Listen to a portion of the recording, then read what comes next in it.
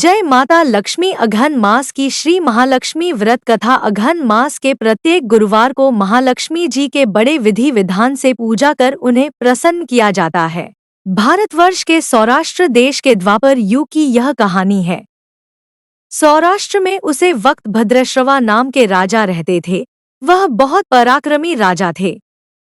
उन्हें 4 वेद, 6 शास्त्र और 18 पुराणों का ज्ञान था। उनकी रानी का नाम सूरज चंद्रिका था। रानी दिखने में सुंदर व सुलक्षणा थी और पतिव्रता थी। उन दोनों को 7 पुत्र थे और उसके बाद उन्हें एक कन्या का वरदान मिला था। उन्होंने कन्या का नाम शांबाला रखा था। एक बार महालक्ष्मी जी के मन में आया कि जाकर उन राजा के राजप्रसाद में रहे, इससे राजा को दुगनी धन संपत्ति प्राप्त होगी। वह धन दौलत से उसकी प्रजा को और सुख दे पाएंगे। गरीब के घर जाने पर वह स्वार्थी होकर केवल अपने ऊपर ही खर्च करेगा। ऐसा सोचकर उन्होंने एक बुरी ब्राह्मण स्त्री का रूप धारण कर हाथ में लाठी लेकर रानी के द्वार तक पहुंची। उन्हें देखकर एक दासी सामने आई। उसने उनके बारे में पूछा। बूढ़ी का रूप धारण किए महालक्ष्मी जी ने कहा, मेरा नाम कमला है व मेरे पति का नाम भुवनेश है और हम द्वारिका में रहते हैं। उसने बताया कि तुम्हारी रानी पिछले जन्म में एक गरीब वैश्य की पत्नी थी। दरिद्रता के कारण रोज उनमें झगड़े होते तथा उसका पति उसे रोज पिटता था, जिससे परेशान होकर वह उसे छोड़कर जंगल चली गई और खाली पेट भटकने लगी।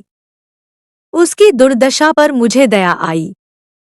तब मैंने उसे सुख संपत्ति देने वाली श्री महालक्ष्मी जी की कथा सुनाई और मेरे कहने पर उसने उनका व्रत किया, जिससे देवी ने प्रसन्न होकर उसे गरीबी दूर होने का आशीर्वाद दिया, जिस कारण उसका घर दौलत वह संपत्ति से भर गया और बाद में पति पत्नी परलोक सुधारे।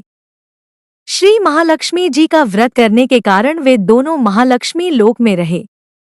इसी कारण उनका जन्म राजघराने में हुआ, परंतु वह महालक्ष्मी जी का व्रत करना भूल गई। इसके बाद दासी उनको प्रणाम कर रानी को बताने अंदर चली गई। राजसुख में रहते हुए रानी को अपने ऐश्वर्याश का बहुत घमंड था। दासी द्वारा बुढ़िया की बातें सुनकर वह क्रोधित हो राजद्वार पर आकर बुढ़िया रूपी दूसरों को भला बुरा कहा। रानी सूरज चंद्रिका के इस प्रकार के बर्ताव व अनादर देखकर माता ने वहां ठहरना उचित नहीं समझा और वहां से चल पड़ी। चलते समय उन्हें राजकुमारी शांबाला मिली।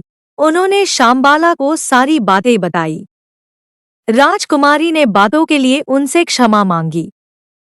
माता को उस पर दया आ गई। उस दिन अघन माह का पहला गुरुवार था। उन्होंने राजकुमारी को श्री महालक्ष्मी जी के व्रत के बारे में बताया।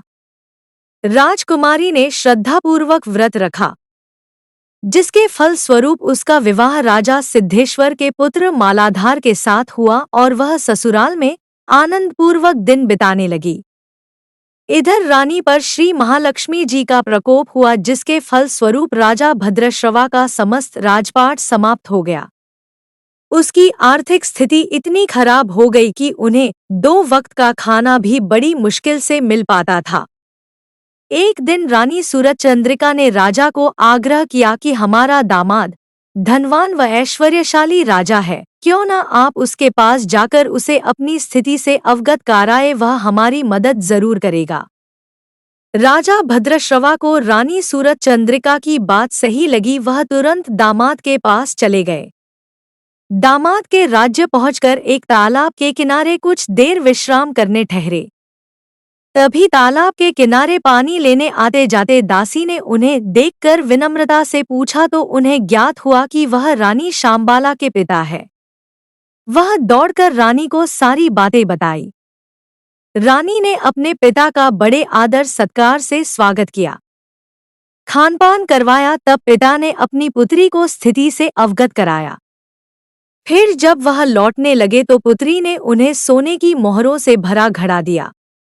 राजा भद्रश्रवा जब वापस लौटे तो उन्हें देखकर रानी सूरज चंद्रिका खुश हुई। उन्होंने सोने की मोहरों से भरे घड़े का मुंह खोला तो देखा उसमें धन के बदले कोयले रखे हुए मिले।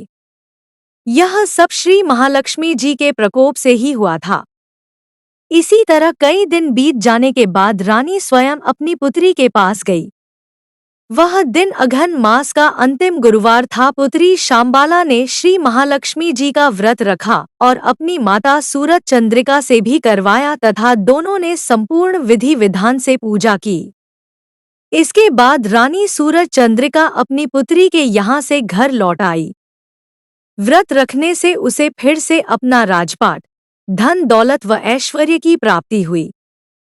कुछ दिनों के उपरांत उनकी पुत्री शांबाला अपने माता पिता के घर आई। अपनी पुत्री को घर में देखकर रानी को पुरानी बातें याद आई कि कैसे उसने घड़े में कोयला दिया था। इसी परिणाम स्वरूप उसकी माता पिता के घर आने पर कोई आदर सत्कार नहीं मिला बल्कि अनादर ही हुआ। किंतु उसने इस बात का बुरा नहीं माना और अपने घर लौटते समय थोड़ा सा नमक ले लिया। घर लौटने पर उसके पति ने पूछा कि अपने मायके से क्या लाई हो। इस पर उसने जवाब दिया, वहाँ का सार लाई हूँ।